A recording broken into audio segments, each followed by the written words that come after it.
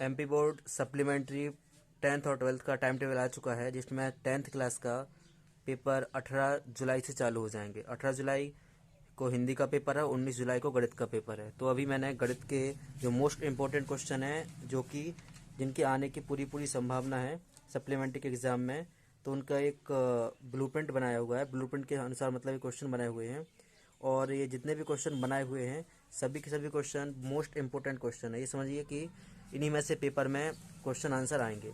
तो टॉपिक के हिसाब से और ब्लूप्रिंट के हिसाब से सभी के सभी यहाँ पे बनाए गए हुए हैं।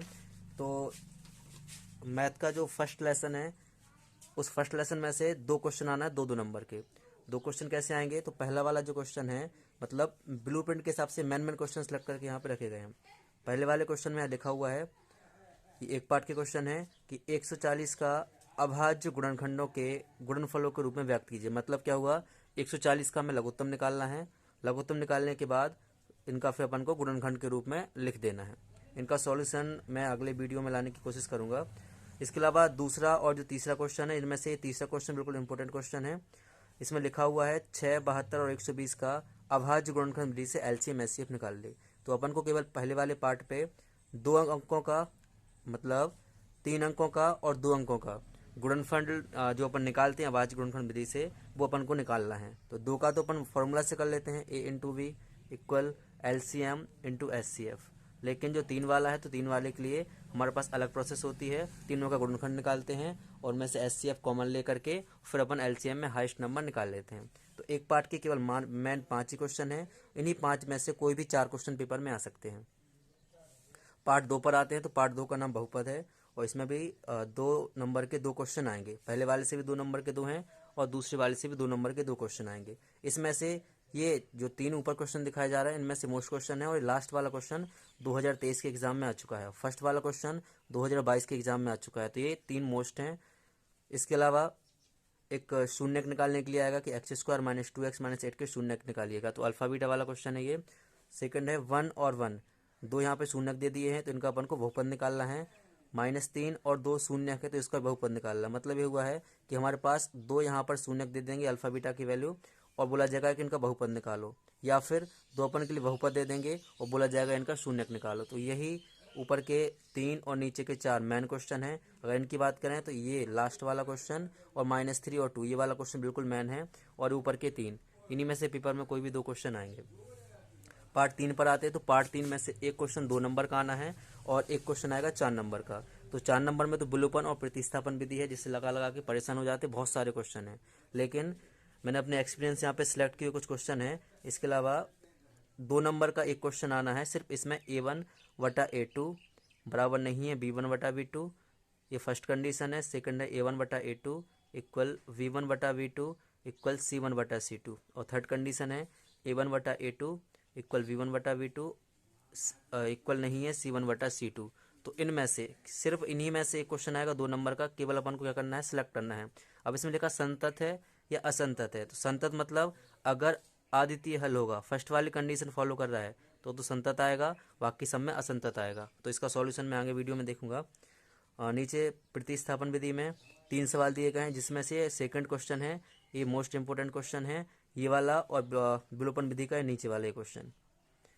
वैसे क्वेश्चन तो मतलब इन 6 क्वेश्चन से बाहर पेपर नहीं जाएगा, लेकिन फिर भी अगर इन 6 में से देखा जाए तो ये इसका थर्ड वाला क्वेश्चन और विलोपन विधि का फर्स्ट क्वेश्चन, ये ध्यान से कर लेना। ऊपर की प्रतिस्थापन विधि है, केवल 3 क्वेश्चन लगाना है, बिल्कुल इंपॉर्टेंट क्वेश्चन है ये। इसके बाद पार्ट 4 पे चलते हैं। तो पार्ट 4 में से केवल एक क्वेश्चन है 2 नंबर का। इससे पहले के एग्जाम में इस पार्ट से 4 नंबर का एक क्वेश्चन आता था। ठीक है, पहले इससे पहले 4 नंबर का एक क्वेश्चन आता था, लेकिन अभी सिलेबस चेंज हो गया। ब्लूप्रिंट के हिसाब से केवल 2 नंबर का क्वेश्चन आना है। तो मोस्ट इंपोर्टेंट क्वेश्चन है अपना 4th नंबर, ये आ सकता है A+B का होल स्क्वायर में से तोड़ देना है। और ऊपर वाले 2 क्वेश्चन है विविध कर हैं, तो सूत्र क्या होता है, V² माइनस 4AC इक्वल 0। करना क्या है, इसकी कंपेयर करना है अपन को AX² plus VX plus C बराबर 0 से। ABC की वैल्यू निकाल कर इसमें पुट कर देना है, अपना विविध कर कमांड निकल के आ जाएगा। बाकी सॉल्यूशन आगे वीडियो में देखेंगे अपन। एक के वाला क्वेश्चन है, तो इतना इंपॉर्टेंट नहीं है, लेकिन फिर भी आ सकता है, क्योंकि पिछले 2 या 3 पेपर में कंटिन्यू आया है। बस आप इस तीसरे और चौथे वाले क्वेश्चन में से कोई एक कर लीजिएगा, ये दोनों बिल्कुल इंपॉर्टेंट है और इनमें से क्वेश्चन आएगा। लेसन 5 पे आते हैं। 5 पार्ट का नाम है समांतर ट्रेडिंग। तो इसमें से भी पहले क्वेश्चन आता था 5 नंबर 4 नंबर का, लेकिन अब इसमें से केवल एक क्वेश्चन आएगा 2 नंबर का। 2 नंबर के लिए बात करें तो इसमें से कोई पद निकालने के लिए आता है, तो फॉर्मूला होता है A N equal A plus N minus one into D. इस वाले फॉर्मूले से क्वेश्चन आएगा ही आएगा, या तो इन 3 क्वेश्चन में से कोई भी एक क्वेश्चन इंपॉर्टेंट है, मतलब इनमें से आएगा, या फिर इनमें से चेक करना है समांतर श्रेणी है या नहीं है। तो प्रथम पद लिख लेंगे, कौन सा है, प्रथम पद को बोलेंगे ए, और डिफरेंस मतलब सर्वांतर डी निकाल लेंगे। ए और डी की वैल्यू निकाल करके अपन चेक कर लेंगे ये समांतर श्रेणी में है या नहीं है। बाकी ये नीचे वाले 3 क्वेश्चन इस फॉर्मूले से लगाइएगा, बिल्कुल सरल हैं और इन्हीं में से पेपर में आएगा। पार्ट 6 है, तो 6 पार्ट में बहुत सारे क्वेश्चन यहाँ पे लिखे हुए हैं, लेकिन इंपॉर्टेंट क्वेश्चन केवल ये 3 ही हैं। अगर अपन इन 3 क्वेश्चन को अच्छे से सॉल्व कर लेंगे तो पेपर में यही क्वेश्चन आएंगे। पहले वाले में क्या करना है, तो डी अपॉन ये वाला कर देना, मतलब इसको ए बी सी मान लेना, ए बी और सी। तो करना क्या है, ये वाली जो साइड रहेगी ए डी अपॉन इसको मान लो ई, ए ई, इक्वल में क्या आ जाएगा, E B upon D E. ठीक है, A B C, A D C रहेगा, सी आ जाएगा ये। तो इनकी वैल्यू अपन रख देंगे और यहाँ पे क्रॉस मल्टीप्लिकेशन करने से या तिर्यक गुणा करने से अपना इसका सॉल्यूशन डायरेक्ट आ जाएगा। बाकी बात रही इसकी, तो ये पाइथागोरस प्रमेय से आ जाएगा और ये वाला डायरेक्ट क्वेश्चन आ जाएगा, तो इसका मैं अगले वीडियो में सॉल्यूशन सभी क्वेश्चन का दे दूंगा। 7th क्वेश्चन है, केवल एक क्वेश्चन आएगा 2 नंबर का, दूरी निकालने के लिए डिस्टेंस के लिए आ जाएगा। फॉर्मूला होता है दूरी बराबर under root x2 minus x1 का square plus y2 minus y1 का स्क्वायर। सिर्फ ये तीनों की वैल्यू इसमें रखिएगा। फर्स्ट और सेकंड क्वेश्चन इंपॉर्टेंट है, इन्हीं में से पेपर में आएगा। ये सभी के सभी मोस्ट इंपॉर्टेंट क्वेश्चन है जो सीधे पेपर में आएंगे। 8th चैप्टर में बहुत सारे क्वेश्चन हैं, केवल 2 नंबर का आना तो बिल्कुल ईजी क्वेश्चन आएगा। आप निश्चिंत होकर के ये फर्स्ट क्वेश्चन, ये 4th क्वेश्चन और ये लगा लीजिए 5th क्वेश्चन। वैसे तो 5 ही क्वेश्चन है, तो 5 ही लगाइएगा, प्रैक्टिस कीजिए, लेकिन ये 3 क्वेश्चन बिल्कुल इंपॉर्टेंट है, जिसमें से फर्स्ट क्वेश्चन के आने की संभावना 100% है। ये तो आएगा ही आएगा। इसके अलावा ये आप 4th क्वेश्चन भी करके देख सकते हैं, बिल्कुल ईजी क्वेश्चन है। चैप्टर 9th की बात करें तो 9th के लिए हमारे पास है त्रिकोणमिति के अनुप्रयोग, जिसमें अपना उन्नयन कोण और अवनमन वाले क्वेश्चन होते हैं। इसमें से सभी क्वेश्चन में केवल एक ही चित्र बनना है, सभी का एक ही डायग्राम रहेगा। इसे ए मान लेंगे, इसे बी मान लेंगे, बस हर बार क्या होगा, एंगल चेंज होगा, तो यहाँ पर अपन को सबकी वैल्यू अलग निकालनी है। ये वाला क्वेश्चन 2023 के पेपर में आ चुका है, ये वाला साइंस से सॉल्व होगा। बाकी 3 क्वेश्चन है, आपको चेक कर लीजिएगा, ये 10 से सॉल्व हो जाएंगे, तो बिल्कुल ईजी क्वेश्चन और 3 नंबर में आना है। पार्ट 10 की बात करते हैं तो 10 पार्ट में वृत्त का यहाँ से थ्योरम वाले क्वेश्चन आएंगे, तो इसमें से भी 3 नंबर का आना। तो ये क्वेश्चन 2023 में आ चुका है, लिखा हुआ है सिद्ध कीजिए कि बाह्य वृत्त से वृत्त की स्पर्श रेखाओं की लंबाइयाँ एक समान होती हैं। बाह्य बिंदु यहाँ से पी मान लेंगे, एक वृत्त मान लेंगे, इस पर 2 स्पर्श रेखा करके और इसे अपन सॉल्व कर लेते हैं। बाकी सॉल्यूशन आगे पार्ट में देखेंगे अपन। नीचे 2 क्वेश्चन और लिखे हुए हैं, तो इसमें लिखा है बाह्य बिंदु क्यू से वृत्त पर स्पर्श रेखा 24 व केंद्र से दूरी 25 सेंटीमीटर है, तो त्रिज्या ज्ञात कीजिएगा। इससे हम पाइथागोरस थ्योरम का क्वेश्चन है, ये आगे अपन चेक कर लेंगे या फिर अगले वीडियो में सॉल्व करके दिखा दूंगा। पार्ट 11 से एक क्वेश्चन आना 3 नंबर का, हर बार की तरह त्रिज्या खंड का क्षेत्रफल लिया आएगा। फॉर्मूला होता है त्रिज्या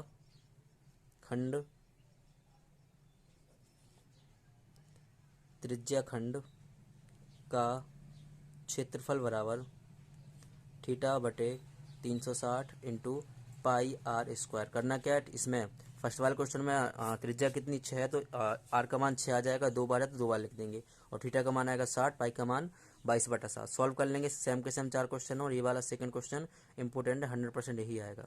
बाकी आप ये भी ट्राई कर सकते हैं। ऊपर के 4 क्वेश्चन बिल्कुल मैन है, इन्हीं में से पेपर में आना है। पार्ट 13 की बात करेंगे तो इसमें से 4 नंबर का एक क्वेश्चन आएगा। 4 नंबर के केवल 3 क्वेश्चन पेपर में आने हैं। एक क्वेश्चन आएगा पार्ट 3 से, एक क्वेश्चन आएगा पार्ट 13 से और एक क्वेश्चन आएगा पार्ट 12 से। तो 12 पार्ट तो अभी इस पर नहीं दिखाया गया है, 13 पार्ट देखिए आप। 12 पार्ट के क्वेश्चन थोड़े हार्ड क्वेश्चन है, तो उनके लिए एक डायरेक्ट सॉल्यूशन वाला वीडियो बना दूंगा। सिलेक्टेड 5 या 6 क्वेश्चन उन्हीं में से पेपर में आएंगे। और 13 पार्ट का जो रहेगा, इसमें से बहुलक और माध्य 2 तरीके के क्वेश्चन आते हैं। तो या तो आप नीचे के 3 क्वेश्चन बिल्कुल इंपोर्टेंट लगा लीजिएगा, ये क्वेश्चन मैंने पूरे नहीं लिखे हैं। ऊपर वाले माध्य वाले प्रश्न हैं, वो प्रश्नावली 13.1 के रहेंगे। इसमें पहला क्वेश्चन है, मतलब प्रश्नावली का पहला ही क्वेश्चन रहेगा, 50 श्रमिकों की दैनिक मजदूरी दी जाएगी, पूरे यहाँ पर टेबल बना होगा और सबके यहाँ पे फिगर दिए जाएंगे। तो उसमें से अपन को माध्य निकालना है, और माध्य निकालने की भी 3 विधि हैं। माध्य निकालने की 3 विधि रहेंगी, एक रहेगी प्रत्यक्ष विधि, दूसरा रहेगा कल्पित माध्य, और लास्ट वाली जो रहेगी अपनी लास्ट विधि रहेगी अपनी पग विचलन। तो आपको सबसे सुइटेबल रहेगी प्रत्यक्ष विधि, इसी से सॉल्व करना और इसी से आपके नंबर काउंट हो जाएंगे।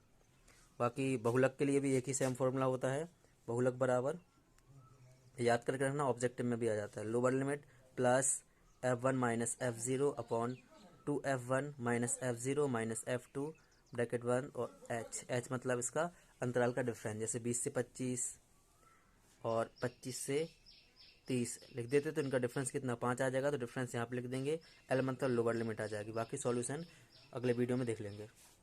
लास्ट चैप्टर है यहाँ प्रायिकता वाला, इसमें 2-2 नंबर के 2 क्वेश्चन आएंगे और इसमें से भी 2 नंबर के जो 2 क्वेश्चन आने इजी क्वेश्चन आएंगे, मतलब सिलेक्टेड 1 2 3 4 क्वेश्चन, 4 1 5 क्वेश्चन दिए हैं, यानी 5 में से पेपर में आएंगे। और जो ऊपर के 2 क्वेश्चन है इसमें से नीचे वाला बिल्कुल इंपॉर्टेंट क्वेश्चन है, इसी में से पेपर में आएगा, या फिर लास्ट थर्ड वाला, ये बिल्कुल पक्का मान के चलिए कि इन 2 में से एक आना है और लास्ट थर्ड वाले में से एक आना है। तो आप ये क्वेश्चन बिल्कुल तैयारी के साथ करिएगा। अगर आप इतना करके आते हैं तो आपका जो 70 नंबर या 75 नंबर का पेपर होगा उसमें से 30 नंबर तो ऑब्जेक्टिव के हो जाएंगे आपके। बाकी आपको चाहिए कितना 40 नंबर, तो 40 नंबर में से 5 का छोड़ देंगे तो लगभग आपके 30 से 32 नंबर आ जाएंगे। इतना करने से आपका 30 से 32 नंबर आ जाएगा। पास होने के लिए चाहिए आपको केवल 24 से 25 नंबर, तो आप आराम से इसमें गणित का पेपर निकल सकता है। और अगर आप थोड़ी ऑब्जेक्टिव पे मेहनत कर देंगे तो आपके नंबर बढ़ सकते हैं, क्योंकि ऑब्जेक्टिव में 30 नंबर रहेंगे तो बिल्कुल से ईजी से आराम से 25 नंबर आप लेके आ सकते हैं। तो 25 से 25 आपके 50 नंबर हो सकते हैं, सीधा 25 और 30 32 मतलब 50-55 नंबर के आसपास पहुँच सकते हैं।